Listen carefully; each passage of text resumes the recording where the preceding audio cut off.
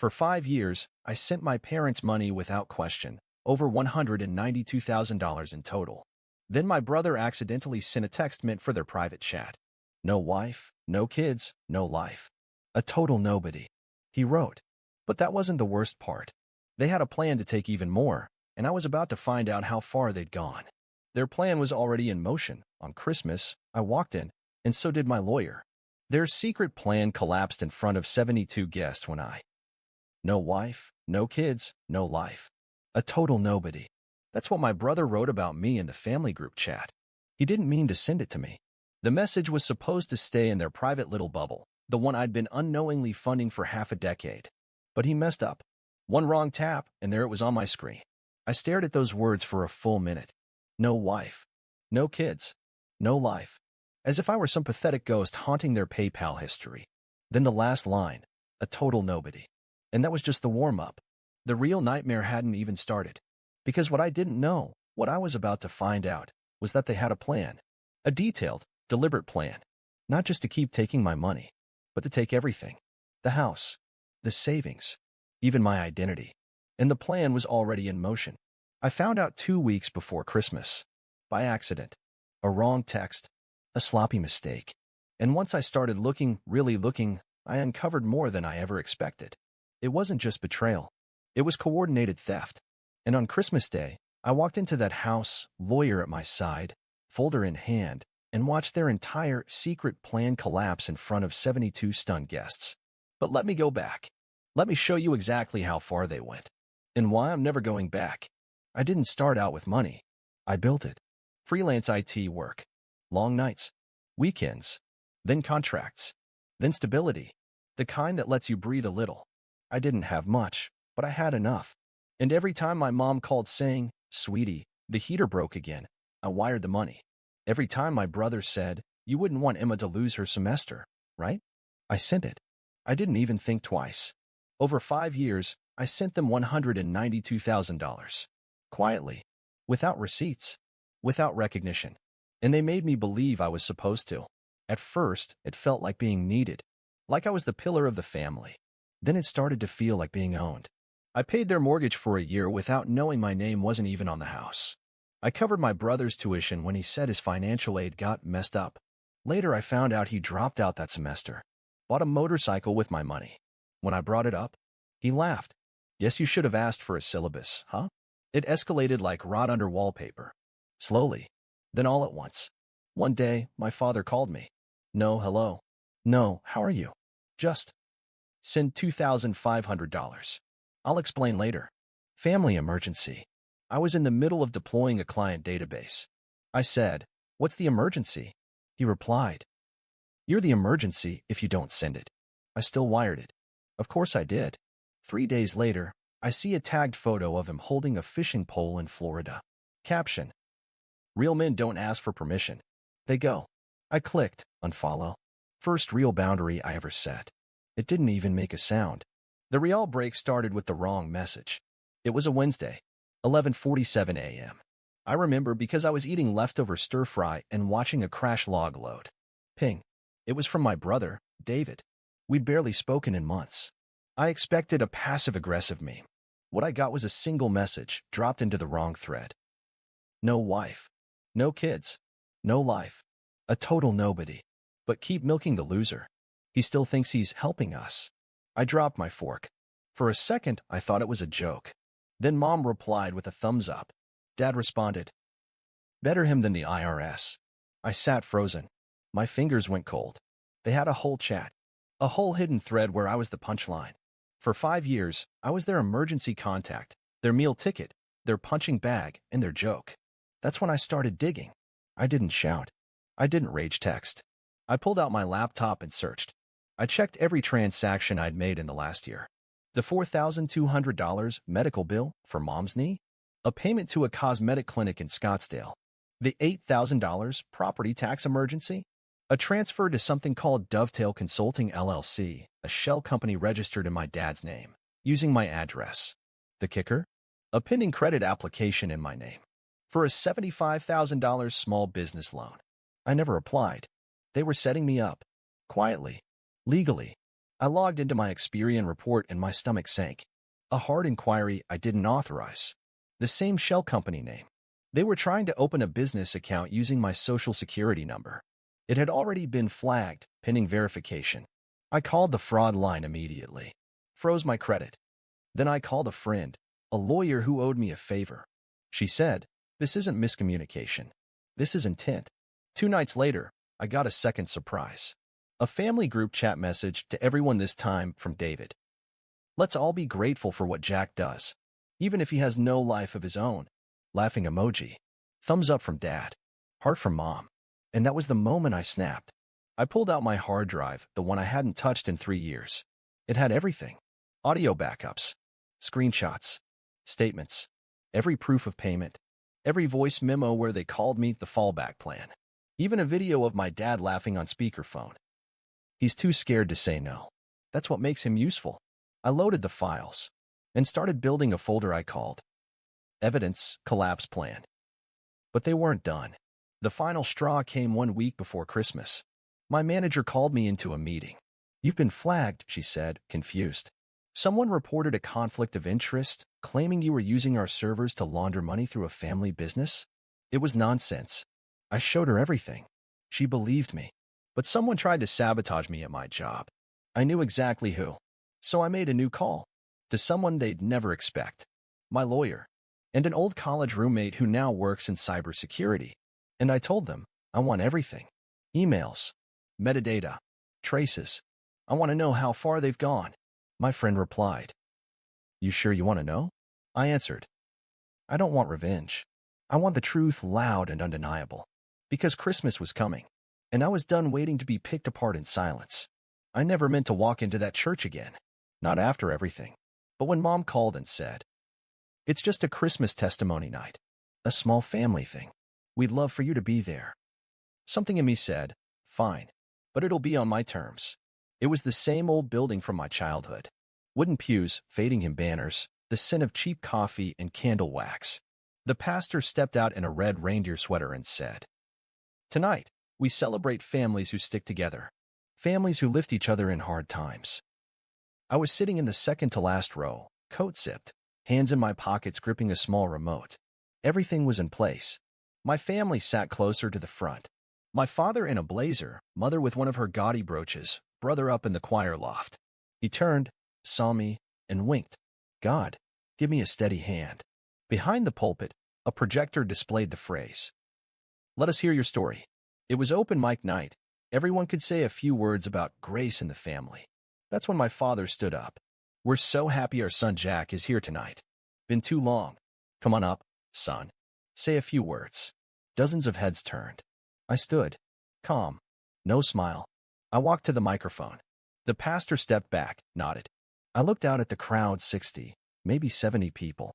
"This Christmas," I began, "I just want to share what family means, when it's real." Pause.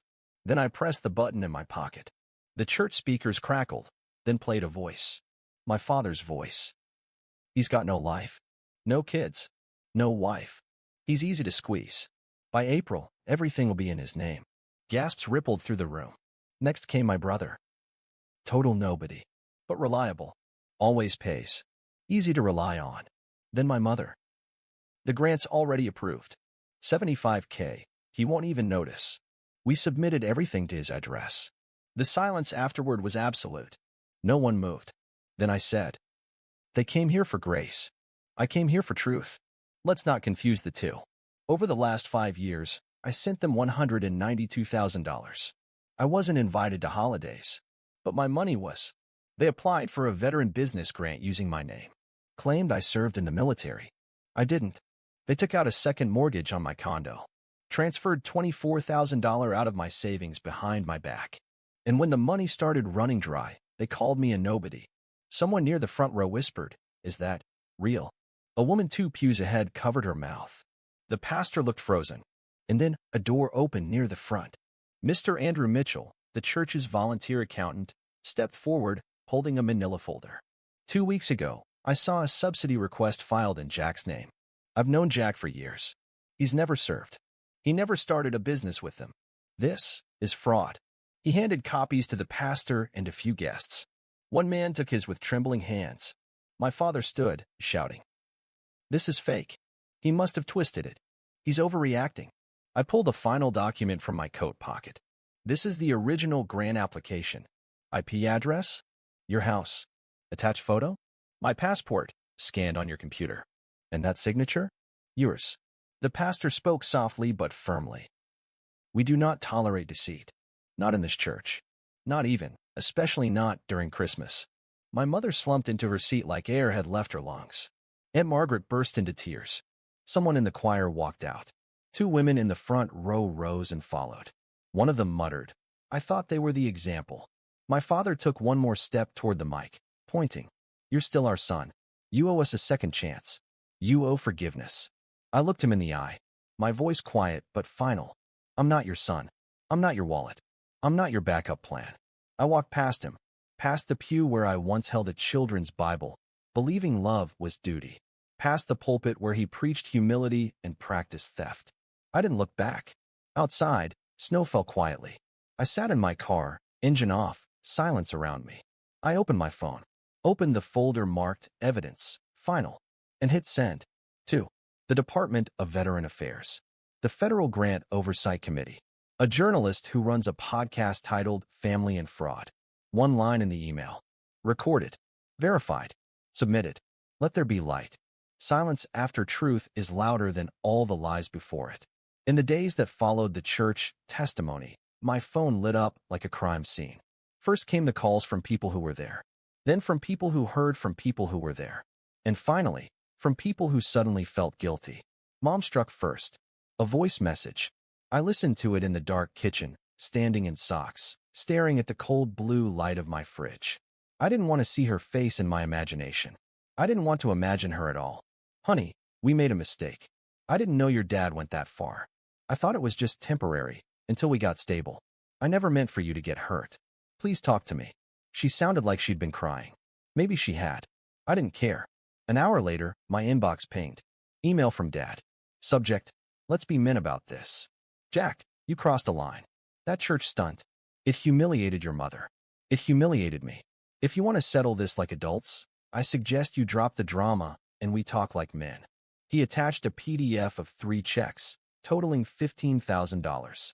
A pathetic attempt at a refund. I didn't even download it. Then came my brother. Not from his number, from a burner account on Instagram. No photo. Username, TruthHurts1991. Nice TED Talk, loser. Hope you enjoy being alone forever. You were always the weakest. I didn't reply. I screenshot it.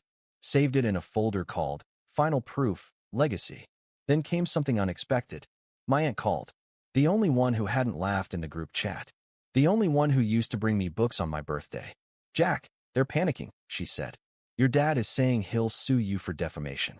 But your mom's falling apart." I didn't respond right away. Then said, "They should have fallen apart before they built a castle on my bones." She was quiet. Then asked, "Do you think you'll ever speak to them again?" I laughed once. Cold, clipped. "I'll speak to them in court." The requests kept coming. My sister messaged me from a new number. I know I didn't say much, but I didn't agree with them. I was scared. "Can we talk?" I left it on read. My cousin tagged me in a forgiveness quote on Facebook. Family isn't about blood. It's about who's there for you. I blocked her. My therapist once told me, boundaries aren't cruel. They're clarity. So I made mine loud. That week, I gave an interview. A small podcast run by a woman who escaped her own toxic family. Episode title, Inheritance of Silence, When Blood Betrays You. I didn't name them. I didn't need to. The facts were enough. When she asked me, "What would you say to people who say, but they're still your family?" I said, "Family is what teaches you what love is supposed to feel like. And if they teach you wrong, don't let them keep teaching. Leave the class." I changed everything. New number. New address. I set up a digital firewall around my life like Fort Knox. And I started a blog. Not to vent. To teach. Used by Blood. A weekly journal on financial abuse by family. First post. How they stole from me. And how I got it back. It hit 40,000 views in 3 days. Hundreds of emails. My brother did the same. They guilt-tripped me into bankruptcy. Your story is my story. I wasn't alone. But I was finally free. A week later, I received a certified letter. From my father's lawyer. Inside, an invitation to a family mediation. I mailed it back, shredded, with a sticky note. I don't negotiate with people who deceived me. I reveal the truth. That night, I pulled out a box from under my bed. Inside was a photo. Me at 12, sitting on Dad's shoulders, smiling like I had a future. I stared at it for a long time. Then I lit a match. Watched it curl. I don't forget. And I don't go back. Let that be their legacy. Not mine. I didn't move far. Same city. Different side. Across the river where no one drives unless they have a reason. I kept my name on the lease but took it off every other door.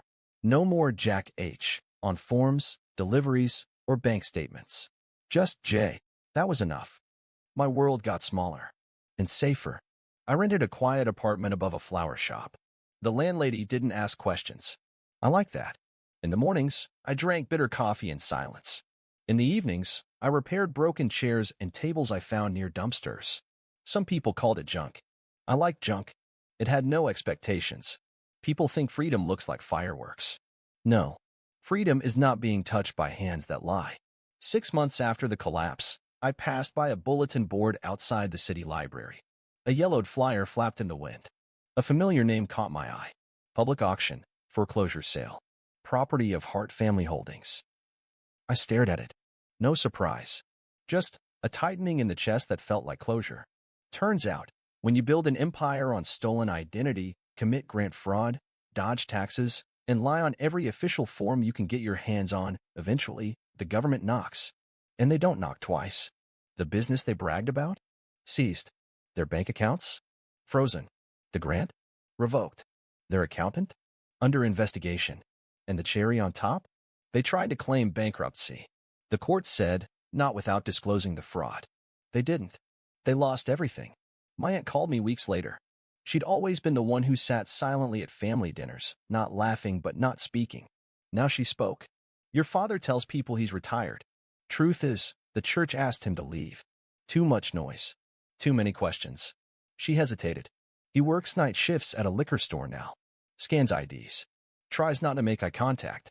I said nothing. Your mom doesn't go out anymore. Grocery delivery. Doctor appointments at odd hours. She keeps the curtains closed even in daylight. Still nothing. Then came the part one waited for. Your brother's alone. The girlfriend left. Took the car. Took the dog. He's living in a basement studio near the train yard. Writing songs about pain, probably. Says he's misunderstood. I hung up politely. And then I laughed. Not cruelly. Just, finally. A few months later, I was walking through a quiet neighborhood when I stopped cold. There it was. Their house. My childhood. My prison. Now a husk. The grass was dry and patchy. Paint peeled off the windowsills. The mailbox hung crooked, stuffed with coupons and junk mail. A realtor stood at the gate, talking to a young couple. Big red sign on the lawn. For sale, as is. I didn't cross the street. Didn't wave. Just watched. The couple pointed at the porch. Laughed at the broken shutter. They had no idea what ghosts lived in those walls. But I did. And I wasn't angry. Not anymore. Just clean. Uninfected. That night, I sat at my tiny kitchen table and looked through a box I hadn't touched in months. Inside, old documents, torn photos, and a letter my father once wrote when I was 10, telling me how proud he was I learned to tie a necktie like a man. I held it in my hand. Read it twice. Then fed it to the flame. No rage. Just fire. The world didn't collapse when I stopped talking to them. I didn't die. I didn't disappear. I lived. I made my own meals. Repaired my own furniture. Paid my own rent. No drama. No noise. Peace isn't something you buy. It's what grows in the silence you protect. They thought they were stealing an inheritance. But everything they tried to take crumbled. They were left with courts, debt, and each other. I was left with space. With time. With dignity. I passed by that house one last time, weeks later. It was empty now. Boarded up. Someone had spray painted across the front door. Dust to dust. I smiled. They wanted to bury me. Instead, they buried themselves. And I never went back.